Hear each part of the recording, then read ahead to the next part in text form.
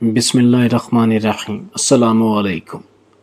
एक दफ़ा नवाब अकबर बोगटी के बेटे तलाल बोगटी ने बलूचिस्तान के एक मकैनिक जरिया बलोच को गुस्से में आकर 2-3 थप्पड़ मार दिए, जिसके जवाब में ये मकैनिक खामोश हो गया। हुआ कुछ यूं कि सर्दियों के दिन थे। तलाल बोगटी अपनी गाड़ी लेकर मकैनिक जरिया बलोच के पास आए और इनसे कहा कि मेरी गाड़ी की एक फ्रंट लाइट ख़राब हो गई है और इसके अलावा कुछ सर्विस करवानी है। मैकेनिक ने कहा कि तलाल भाई, इस वक्त मेरे पास टाइम नहीं है। आप ऐसा करें कि इस गाड़ी को कल लेकर आएं। मैं इस गाड़ी को तसल्ली से चेक करूंगा और इसमें मौजूद किसी भी किस्म का फॉल्ट होगा उसको दूर कर दूंगा। आज मैं आपके सामने खड़ी इस गाड़ी की सर्विस कर रहा हूं। मैकेनिक की ये बात सुनकर तलाल बोगटी ने इससे कहा कि तुम ऐसा करो कि सिर्फ गाड़ी की फ्रंट लाइट ठीक कर दो, बाकी मैं 1-2 दिनों बाद आकर काम करवा लूंगा। मैकेनिक ने कहा कि मेरे पास वक्त नहीं है, क्योंकि मैं जिस गाड़ी का काम कर रहा हूं इसमें मुझे पहले ही बहुत लेट हो गई है। न जाने क्यों तलाल बोगटी को गुस्सा आया और इसने इस मैकेनिक के गिरेबान से पकड़कर इसको 2-3 थप्पड़ मार दिए और कहा कि मैं तुझसे कोई मुफ्त में काम करवाने आया हूं। मुझे जल्दी है और मैंने लंबे सफर पर जाना है और इस रोड पर सिर्फ तुम ही मैकेनिक हो। पीछे मैं 2 मैकेनिक छोड़कर आ रहा हूँ और तुम मुझे नखरे दिखा रहे हो। लोगों ने बीच में आकर तलाल बोगटी और इस मैकेनिक को अलग किया और मामला रफा दफा किया। दीगर लोगों के कहने पर जबरदस्ती मैकेनिक से तलाल बोगटी ने अपनी गाड़ी की फ्रंट लाइट ठीक करवाई, इसकी रकम इसे अदा की और चलते बने। 2-4 रोज के अंदर इस सारे मामले की खबर नवाब अकबर बोगटी को लगती है। चूंकि सर्दी थी तो इन्होंने कुछ मेवाजात लिए और इस मैकेनिक की दुकान पर पहुंच गए। जब मैकेनिक की नज़र नवाब अकबर खां बोगटी पर पड़ी तो मैकेनिक मजीद घबरा गया और ये समझ रहा था कि लगता है मामला ज्यादा बिगड़ गया है कि नवाब अकबर बोगटी खुद चलकर मेरे पास आए हैं। अब मेरी खैर नहीं। इससे पहले कि नवाब अकबर बोगटी खुद चलकर इसकी दुकान पर आते, जैसे ही नवाब अकबर बोगटी अपनी गाड़ी से बाहर निकले, ये दौड़कर उनके पास गया और उनके घुटनों को हाथ लगाकर मुआफी मांगने लगा। नवाब अकबर बोगटी ने इससे कहा कि ये तुम क्या कर रहे हो? तो मैकेनिक ने कहा कि मुझसे गलती हो गई और मैं अपनी गलती पर शर्मिंदा हूँ। नवाब अकबर बोगटी ने कहा कि यही अल्फाज कहने के लिए मैं तुम्हारे पास आया हूँ। फर्क सिर्फ ये है कि मेरे बेटे से गलती हो गई और मैं शर्मिंदा हूँ, लिहाजा तुम मुझे मुआफ कर दो। जब मैकेनिक के कानों में नवाब अकबर खां बोगटी के ये अल्फाज पड़े तो इसकी जान में जान आई। किस्सा मुख्तसर ये कि नवाब अकबर बोगटी इसकी दुकान में बैठे इसे वो मेवा जात दिए और इससे कहा कि मुझे 2 दिन बाद तुम्हारे और तलाल में होने वाले सारे मामले की खबर लगी, तो मैं तुम्हारे पास तलाल की जानब से की गई गलती की माजरत करने आया हूँ, क्योंकि इस वक्त तलाल बलूचिस्तान में मौजूद नहीं है।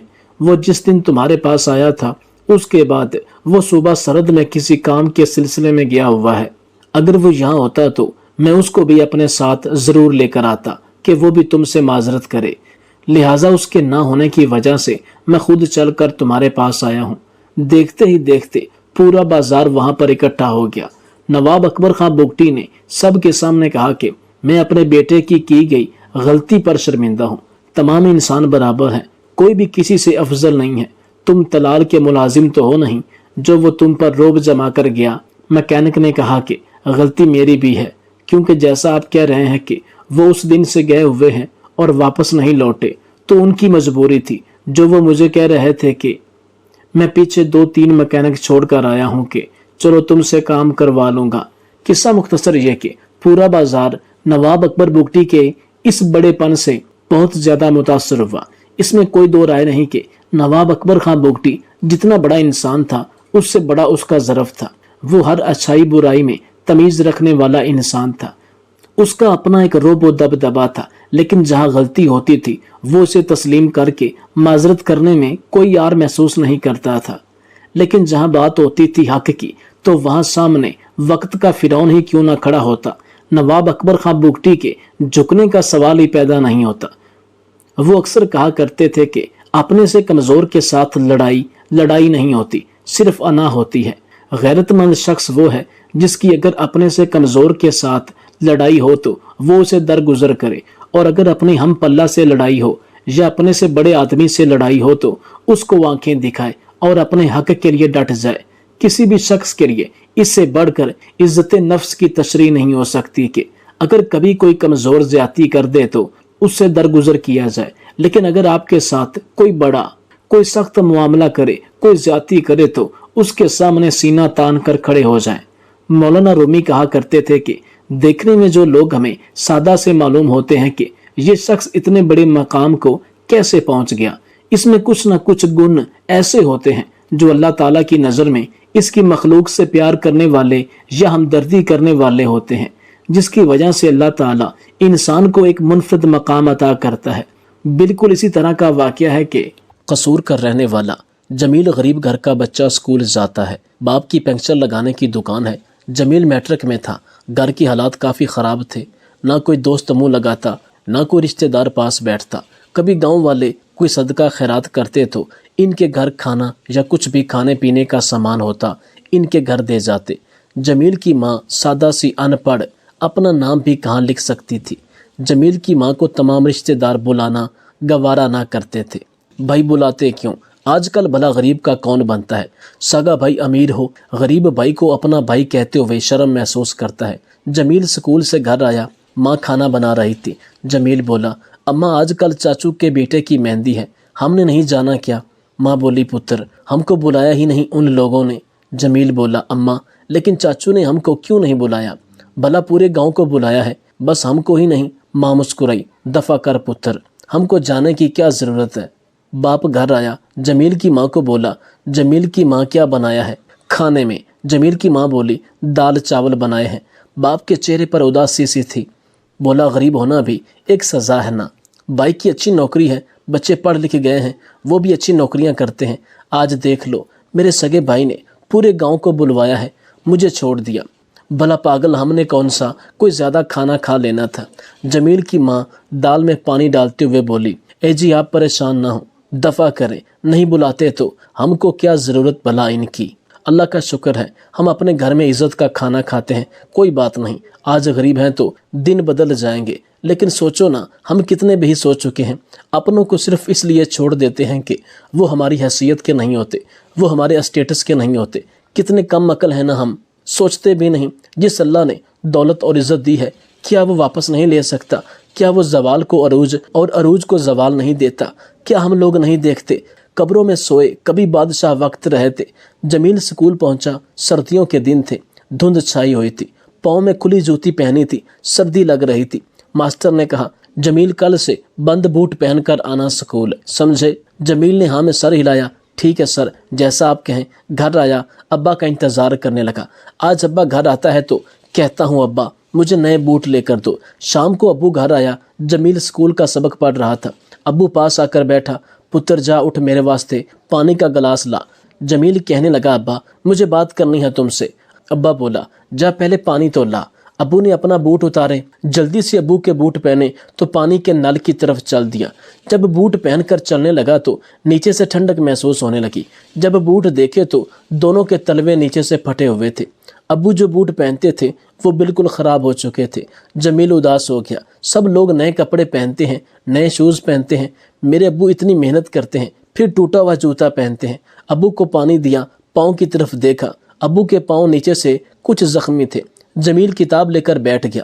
ابا بولا، جمیل پتر کیا بات کرنی تھی؟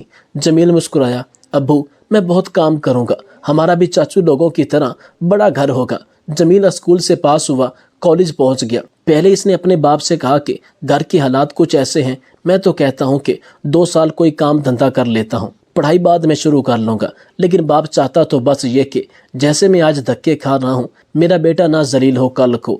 پھر جمیل دل لگا کر پڑھنے لگا۔ لیکن کہتے ہیں نا، کسی کو برباد کرنا ہو یا تو اس سے محبت کر کے بے وفا ہو جاؤ یا نشے پہ لگا دو۔ وہ نشہ، شراب، چرس یا کوئی بھی برا نشہ نہیں کرتا تھا۔ کچھ دوست جلتے تھے جمیل سے، وہ ایک ذہین اور قابل لڑکا تھا۔ پھر دوست اسے کہتے، جمیل لے یار سگریٹ پی۔ جمیل کچھ دن تو انکار کرتا رہا، لیکن نادانی میں دوست مجبور کر دیتے۔ ایک دوست بولا، جمیل چھوڑ یار، یہ بھی کیا یاری ہوئی، تم سگریٹ کا ایک کش نہیں لگا سکتے ہمارے لیے۔ جمیل نے دوستی نبھاتے ہوئے سگریٹ کا ایک کش لگایا، پھر ایک کش سے ایک سگریٹ پینے لگا۔ وہ بربادی کی طرف چل دیا۔ سگریٹ پی کے گھر آتا، ماں باپ سے چھپ کر پیتا تھا۔ وہ میکینیکل انجینئرنگ کر رہا تھا۔ سگریٹ سے پاؤڈر کا نشہ کرنے لگا۔ باپ کو محسوس ہونے لگا جمیل کچھ تو غلط کر رہا ہے، لیکن یقین بھی تھا اپنے جمیل پہ۔ جمیل گھر سے میکینیکل انجینئرنگ کرنے کالج جاتا۔ اس کے والدین بھی یہی سمجھتے تھے کہ یہ گھر سے سیدھا کالج اور کالج سے سیدھا گھر آتا ہے، لیکن وہ گھر سے کالج جاتا اور دوستوں کے ساتھ نشہ کر کے نشہ کرنے والوں کے ساتھ پڑا رہتا۔ کبھی کسی سے جھگڑا کرتا، کبھی کسی سے مار کھا کر آتا۔ ایک دن گاؤں کے ایک لڑکے نے دیکھا جمیل نے کالج کا یونیفارم پہنا ہوا ہے، نشہ کرنے والوں کے پاس بیٹھا ہوا۔ کچھ لڑکے اس سے جھگڑ رہے تھے۔ اس نے جمیل کے ابا کو بتایا، چچا تیرا لڑکا تو نشئی ہے۔ یہ بات پورے گاؤں میں پھیل گئی، سب رشتہ دار بھی جان گئے۔ سب رشتہ دار کہنے لگے جیسے ماں باپ ویسے ہی لڑکا بھی نکلا۔ رشتہ دار کہکا لگاتے تھے، مذاق اڑاتے۔ بڑا کہتا تھا میرا پتر انجینئر بن رہا ہے، میرا پتر بڑا آدمی بنے گا۔ وہ دیکھو ذرا انجینئر صاحب نشہ کر کے پائلٹ بنے ہوئے ہیں۔ ماں بہت روئی، جمیل میرے بچے یہ کس راہ پر چل دیا تو، ہم کو کس جہنم میں دھکیل دیا تم نے۔ وہ نشہ کر کے گھر لوٹا تو باپ سامنے نظر آ رہا تھا۔ باپ نے ہاتھ سے بیگ لیا، جمیل کو پاس بٹھایا۔ جمیل نظریں جھکا رہا تھا۔ باپ نے مسکرا کر کہا کوئی بات نہیں پتر، نہ نظریں جھکا اپنے باپ سے، میں تو باپ ہوں تیرا، سب تم کو غلط کہہ سکتے ہیں، میں تو تم کو غلط نہیں کہہ سکتا۔ جمیل کی ماں کو کہنے لگا جا روٹی دے اس کو۔ جمیل کو روٹی دی، اس نے لقمہ توڑا، ہاتھ کانپ رہے تھے، نوالا منہ میں ڈالا ہی نہیں جا رہا تھا، ساری سبزی کپڑوں پہ گرا دیتا۔ ماں بلک بلک کر رونے لگی، میرے بچے، ہاں یہ کن ظالموں نے ظلم کیا ہے تم پہ۔ ماں دیوار کے ساتھ لگ کر بیٹھ گئی، آنکھوں میں آنسو تھے۔ وہ باتیں یاد کرنے لگی جب جمیل یوسف کہتا تھا امی تو نہ پریشان ہوا کر، دیکھنا میں انجینئر بن کر اچھی نوکری کروں گا تو جتنے رشتہ دار ہم کو اپنا نہیں کہتے وہ ہمارے گھر دوڑ دوڑ کر آیا کریں گے۔ سینے سے لگایا جمیل کو، میرے بچے تو ہمارا سہارا ہے اور تم ہی بے سہارا ہو گئے۔ باپ ساری رات پاس بیٹھا رہا۔ صبح جمیل اٹھا، جمیل کالج جانے لگا۔ باپ نے جمیل کو پاس بٹھایا۔ جمیل سمجھ گیا تھا کہ ابا کو سب پتہ چل گیا ہے۔ باپ نے ہاتھ پکڑا، اپنے پاس بٹھایا، ماتھے پہ بوسہ کیا۔ جمیل پتر، پتہ ہے جب میرے سگے بھائی مجھ سے منہ موڑ گئے نا تو میں ان سے کہتا تھا میرا پتر جب کامیاب ہوگا نا تو دیکھنا میں آپ لوگوں کے لیے نہیں رویا کروں گا۔ تمہاری ماں ان پڑھ سی ہے، جب لوگ کھانا دے کر جاتے ہیں نا ہمارے گھر ہم کو غریب سمجھ کر تو وہ مسکراتی ہے، کہتی ہے میرے پتر جب کامیاب ہوگا پھر میں لوگوں سے روٹی نہیں لیا کروں گی۔ اپنی سہیلیوں کو بتا رہی تھی کہ میرا پتر انجینئر بن رہا ہے۔ پتہ ہے مجھے کہہ رہی تھی ہم حج کرنے جائیں گے، پتر تم کس راہ پر چل دیے ہو۔ جمیل کی آنکھوں میں آنسو تھے، باپ کے چہرے کی طرف دیکھا، آنکھوں میں بے بسی تھی۔ پھر باپ نے ٹوٹا ہوا جوتا پہنا، پتر جب تک میں زندہ ہوں تمہارے لیے سب کچھ کروں گا، جو مانگو گے لا کر دوں گا۔ اتنا کہہ کر باپ اپنی پنچر کی دکان پر جانے لگا۔ پتر تم کو اس حالت میں جب تیری ماں دیکھتی ہے تو بہت روتی ہے۔ جمیل تڑپ اٹھا تھا، نشے کی لت لگ جائے تو چھوڑنا ناممکن ہوتا ہے، لیکن بات نیت کی ہوتی ہے۔ خود کو بدلنا ہو تو کون سا مشکل کام ہے بھلا۔ ارادے مضبوط ہوں، اللہ کی قسم تم دل سے کچھ کرنے کا ارادہ کر کے تو دیکھو، کامیابی تمہاری نہ ہو جائے تو کہنا۔ جمیل اٹھا، ماں کے قدموں کا بوسہ لیا، اماں معاف کر دے۔ جمیل رونے لگا، اس قدر بچوں کی طرح رویا کہ اس کی ہچکی باندھ گئی۔ ماں کا جوتا لے کر اپنے سر میں مارنے لگا، کہنے لگا ماں مارو مجھے، میں بھٹک گیا تھا، اب تیرا پتر کوئی غلط کام نہیں کرے گا، میں سب برائی چھوڑ کر تمہارا سر فخر سے بلند کروں گا۔ ماں کی آنکھیں نم ہو گئی تھی، پتر ہم کو کچھ نہیں چاہیے، بس تو اپنے پیروں پر کھڑا ہو جا، تیری ماں بس اتنا چاہتی ہے۔ جمیل کالج جانے لگا۔ نشے کی عادت بہت درد دیتی ہے، لیکن جن کو جیتنا ہو ان کو آگ پر چلنا پڑتا ہے، کانٹے برداشت کرنے پڑتے ہیں۔ اپنے دیگر دوستوں کے سامنے جمیل نے خود کو مضبوط کیے رکھا۔ جمیل کا چاچا محلے والوں کو کہنے لگا، نشئی سنا ہے بڑے بڑے خواب دیکھ رہا ہے، وہ کبھی کامیاب نہیں ہو سکتا، لکھوا لو ہم سے۔ جب جمیل کے باپ کو پتہ چلا اس کا بھائی ایسی باتیں کرتا ہے تو اسے بہت دکھ ہوا۔ جمیل نے انجینئرنگ اچھے نمبروں سے پاس کر لی، پھر نوکری کی تلاش میں گھومنے لگا۔ اچھی جاب مل جانا آسان کہاں تھا، سب کہنے لگے اس کے جیسے پڑھے لکھے ہزاروں گھوم رہے ہیں، لیکن جن کو کچھ کرنا ہوتا ہے وہ کسی معجزے کا انتظار نہیں کرتے۔ جمیل اپنے باپ کے ساتھ پنکچر کی دکان پر جانے لگا، نماز ادا کرنے لگا اور رو رو کر اللہ سے دعائیں کرتا۔ اللہ نیت دیکھتا ہے اور جس کی لگن سچی ہو، اللہ پہ کامل یقین ہو، وہ بھلا کب ہارتے ہیں۔ باپ کو کچھ لوگ کہتے ہیں یار تیرا منڈا پڑھا لکھا ہے، اس کو کہیں چپڑا سے ہی بھرتی کروا دے۔ باپ کہتا ہے جہاں نصیب ہوئے وہاں رزق لگ جائے گا اس کا۔ پھر جب وقت بدلتا ہے، جب محبت کا صلہ ملتا ہے، جب نیتوں کا سودا ہوتا ہے پھر معجزے بھی ہوتے دیر نہیں لگتی۔ جمیل نے جاپان کی ایک آٹو موبائل کمپنی میں آن لائن اپلائی کیا ہوا تھا۔ کمپنی والوں نے جب دیکھا اتنا ذہین اور قابل لڑکا، انہوں نے فوراً اسے اپنے پاس بلانے کا فیصلہ کر لیا۔ جمیل نے ہاتھ میں پنچر کا سامان پکڑا ہوا ٹائر کھول رہا تھا۔ فون کی گھنٹی بجی، دیکھا یہ نمبر پاکستان کا تو نہیں ہے۔ فون ریسیو کیا، دنیا ہی بدل گئی۔ آنکھوں میں آنسو آ گئے۔ سامنے ایک انجینئر انگلش میں بات کر رہا تھا۔ مسٹر جمیل، ہم کو آپ کی قابلیت پر فخر ہے۔ ہم آپ کو کمپنی کا ممبر بنانا چاہتے ہیں۔ آپ کو اگر ہماری آفر قبول ہے تو ہمیں اپنے پیپرز بھیج دیں۔ جمیل سجدے میں گر گیا، کسی کو کچھ نہ بتایا، پیپرز بھیج دیے۔ 10 دن میں ویزا لگ کر آ گیا۔ باپ کے ہاتھ چوم کر بولا، اللہ نے ابو آپ کی دعائیں سن لی ہیں۔ ماں کے قدموں کو چوم لیا، اماں دعا دے مجھے، تیرا پتر جاپان جا رہا ہے۔ ماں کے ہاتھ سے دودھ کا مگ گر گیا، آنسو بہنے لگے۔ یقین نہیں ہو رہا تھا، باپ کھانا کھا رہا تھا، نوالا گلے سے اتر ہی نہیں رہا تھا۔ باپ بہت رویا۔ اللہ میرے پتر پر اپنی رحمت کا سایہ رکھنا۔ جمیل نے بتایا، اب آپ کو بہت ساری تیاری کرنی ہے، پرسوں کی فلائٹ ہے۔ میری ماں خوش بھی تھی مگر جگر کی جدائی پہ اداس تھی۔ باپ پرانے سے کپڑے پہنے، گھر میں استری تھی نہیں، ایسے ہی کپڑے پہنے جمیل کو چھوڑنے ایئرپورٹ گیا۔ ماں بھی ساتھ تھی۔ امیر رشتہ دار دیکھ رہے تھے جن کی اوقات 2 وقت تک کھانا کھانے کی نہیں۔ ان کے بیٹے کی محنت اسے کہاں لے جا رہی تھی۔ الوداع ہوا، روتی آنکھوں سے اوجھل ہو گیا۔ محنت کرنے لگا، مہینے کے لاکھوں گھر بھیجنے لگا۔ کچے گھر سے بڑا بنگلہ بنا لیا۔ رشتہ دار سب اپنے ہو گئے۔ جو بھائی کبھی خوشی غمی میں نہ پوچھتے تھے وہ اب ہر روز دن میں 4 چکر لگاتے۔ اللہ محنت کا پھل ضرور دیتا ہے۔ جمیل واپس گھر آیا۔ پاکستان آ کر اپنی آٹو موبائل کمپنی کا آغاز کیا۔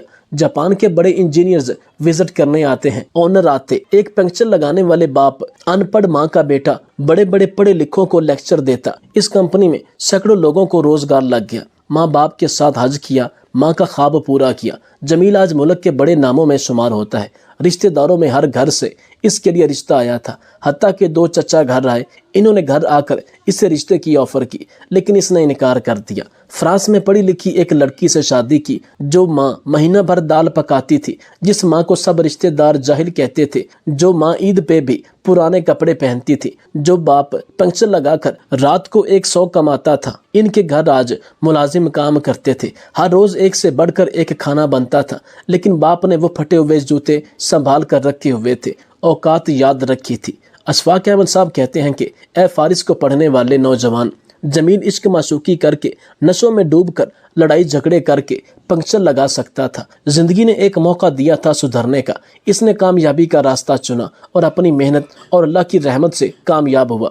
2 راستے ہیں تمہارے سامنے، فیصلہ تم لوگوں کا ہے۔ اپنے ماں باپ کے چہرے کو دیکھ لو، پھر اکیلے بیٹھ کر سوچنا، خود کو ایک بار مٹی میں ملا کر غلام بننا ہے یا اپنی قسمت پہ رونا ہے۔ محنت تم کرو، بس کامیابی کی ضمانت فارس دیتا ہے۔ شاید تیرے ماں باپ تم پر بہت سی امیدیں لگائے بیٹھے ہیں، ان کا بھرم رکھنا، خود کی خاطر نہ سہی اپنے بوڑھے والدین کا آسرا اور انہیں بڑھاپے کا سکون مہیا کرنے کے لیے آج محنت کرو، تاکہ تمام رشتہ داروں کو تمہارا نام لیتے ہوئے فخر محسوس ہو، ورنہ زندگی تو گزر ہی جانی ہے۔ حالات جیسے ہی کیوں نہ ہو، لیکن کوشش کریں کہ اپنی ذات کے علاوہ اپنی ذات سے جڑے دیگر رشتہ داروں، بہن بھائیوں کے لیے بھی آپ فخر کا مقام بنیں۔